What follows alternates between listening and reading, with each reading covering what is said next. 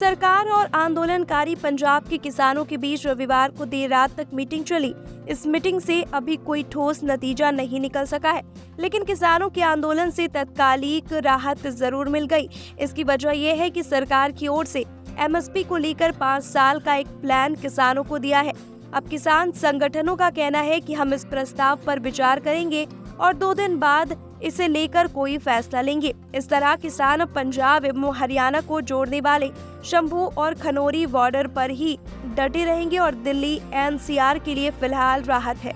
सरकार ने किसानों को जो प्रस्ताव दिया है उसके तहत अगले 5 साल के लिए कुछ फसलों की एमएसपी पर खरीद की गारंटी दी जाएगी। यही नहीं, इस स्कीम के तहत कोई लिमिट नहीं होगी और किसान जितना चाहे उतना बेच सकते हैं। अब इसी प्रस्ताव को लेकर किसानों का कहना है कि हम अगले 2 दिन तक इसका अध्ययन करेंगे। खुद केंद्रीय मंत्री पीयूष गोयल ने कहा कि जो प्रस्ताव दिया गया है उसके तहत एजेंसियां किसानों के साथ एक करार करेगी। इसके तहत अगले 5 सालों तक उनके उत्पादों की खरीद की जाएगी और उसकी कोई लिमिट भी नहीं होगी। प्रस्ताव के अनुसार नेशनल कोऑपरेटिव कंज्यूमर फेडरेशन और नेफेड की ओर से उन किसानों के साथ एक करार किया जाएगा जो तुर दाल, उड़द दाल, मसूर दाल और मक्का की पैदावार करेंगे। ऐसे किसानों की फसलों को अगले 5 सालों तक एमएसपी पर खरीदा जाएगा।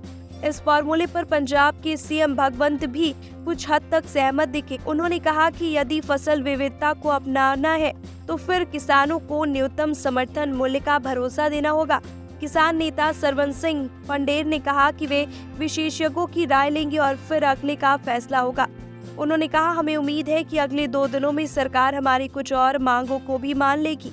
बता दें कि किसानों की मांग है कि एमएसपी पर फसल खरीद की गारंटी दी जाए।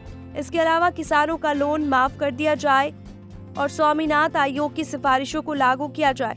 खेती में लगे किसानों और मजदूरों के लिए पेंशन की व्यवस्था की जाए और आंदोलन के दौरान किसानों पर दर्ज मुकदमे को वापस लिया जाए। बता दें कि बीते मंगलवार से किसानों ने आंदोलन की शुरुआत की है, लेकिन पंजाब से दिल्ली चलो मार्च निकालने वाले किसानों को फिलहाल हरियाणा पुलिस ने बॉर्डर पर रोक रखा है।